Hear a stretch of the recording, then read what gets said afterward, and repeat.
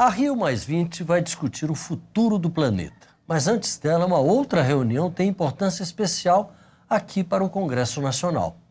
É a Cúpula Mundial de Legisladores, que reúne mais de 300 parlamentares de todo o mundo, responsáveis por um trabalho estratégico: obrigar os governos a seguir e a implementar a agenda ambiental. O deputado Augusto Carvalho, do PPS do Distrito Federal, é membro da Globe International, uma ONG inglesa que se propõe a articular parlamentares de todo o mundo no esforço em favor de uma economia sustentável. Ele vai participar desse trabalho no Rio de Janeiro. O deputado participa com a gente desta edição do Palavra Aberta, com retransmissão pela Rádio Câmara. Deputado, do ponto de vista da estratégia geral da reunião da Rio+20, qual é a importância do trabalho desses legisladores? Eles vão fornecer subsídios para a reunião, para a grande reunião? Veja, o parlamento muitas vezes é a origem das decisões que os governos venham a tomar, não é? Leis que são formuladas, que são sancionadas pelos governos, muitas vezes nascem do próprio parlamento.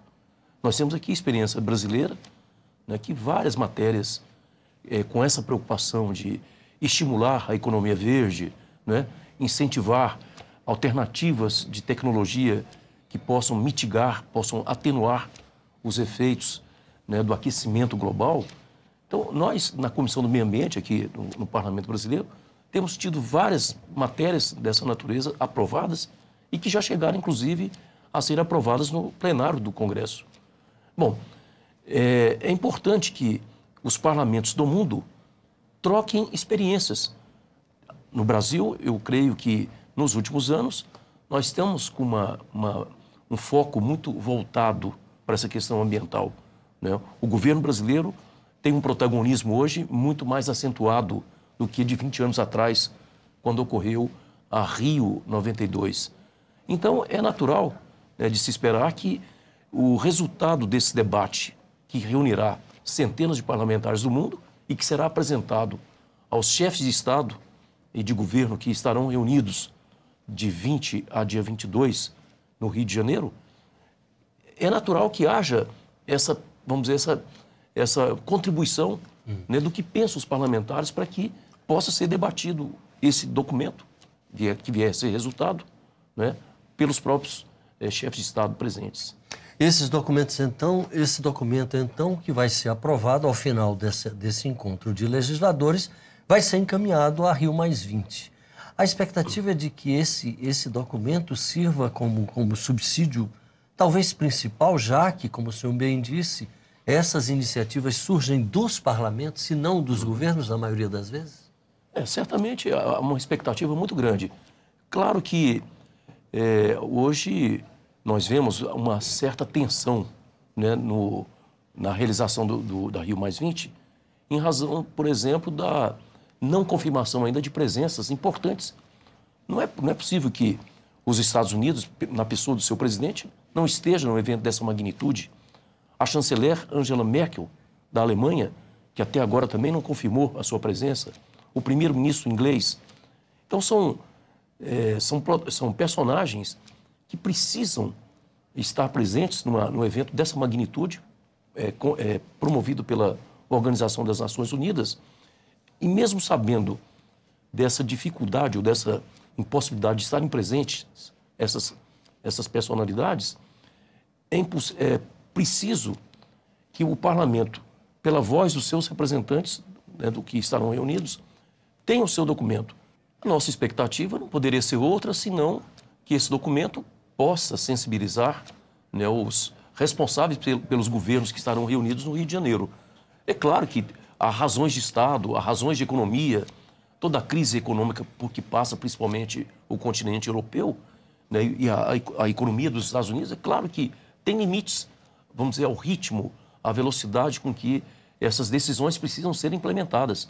Mas o importante, a novidade dessa reunião, é exatamente que nunca ela avançou tanto. Ou seja, essa reunião de parlamentares do mundo inteiro foi um acúmulo de diversas reuniões, em diversas ocasiões, que agora convergem. Tudo conflui para parlamentares de todos os continentes, né, presentes, que elaborarão um documento e, na sequência, esse documento apresentado aos chefes de Estados reunidos e, na sequência, de 2 em 2 anos, esses parlamentares se reunirão para avaliar o nível da implementação dos princípios previstos no documento. Deputado, esse documento ele tem aplicação imediata ou esse documento vai ser também aprovado por cada um dos países que tem seus representantes nessa reunião? A intenção dos organizadores da Globe International é exatamente que ele possa ser como um protocolo, como se fosse uma convenção da ONU, né, que é apreciado pelos parlamentos. Tem que ser ratificado. Tem que ser ratificado pelos parlamentos. E uma vez ratificado, naturalmente que a fiscalização, o monitoramento do cumprimento de metas é uma tarefa principal do parlamento, não é?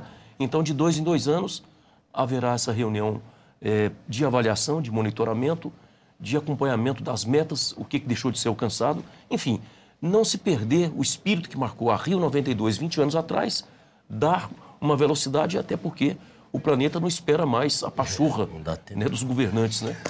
Deputado, há um conjunto enorme de projetos na área ambiental tramitando no Congresso nesse momento, não só na Câmara, mas também no Senado. Existe alguma expectativa por parte do senhor, do senador Rodrigo Hollenberg, que estão participando dessa reunião, de organizar essa massa de projetos e fazer um anteprojeto único, capaz de ter viabilidade? Porque no varejo a gente está vendo que é muito difícil, né? Sem dúvida. Eu acho que até essa questão do Código Florestal, que foi objeto de tanta polêmica, inclusive aqui no programa, né? A participação do Brasil como anfitrião dessa grande reunião das Nações Unidas levou a que a presidente Dilma vetasse boa parte desse Código Florestal. Então, ali, tenha certeza, no debate e na decisão agora dos vetos, boa parte do debate que está contida na discussão de vários projetos, né, foram abordados, pesaram nessa decisão, né? O Brasil precisa ter uma agenda ambiental sólida, robusta, com prazos, com medidas concretas, para apresentar até como anfitrião, né, dessas reuniões que, não apenas agora, mas essas de 2 em 2 anos que estarão sendo avaliadas, como eu falei. É preciso que haja realmente essa sistematização das diversas ideias que estão circulando na Câmara e no Senado, para que tenhamos uma agenda concreta e, principalmente, a efetivação das medidas. Porque, como eu disse, Paulo, o planeta não espera, né? Esse aquecimento que está real, é para valer. Batida, é curioso, né, que se fala assim, quando o aquecimento global vier, a gente está vendo que não tem nada de quando vier. As enchentes já vê há muito tempo, a gente está vendo os efeitos todos. Para todo dia. Deputado, do ponto de vista da periodicidade de reuniões dessa Globe International e também dessa própria cúpula, o senhor acha que vai haver uma reunião de 2 em 2 anos? Como é que funciona? Como é que é a mecânica?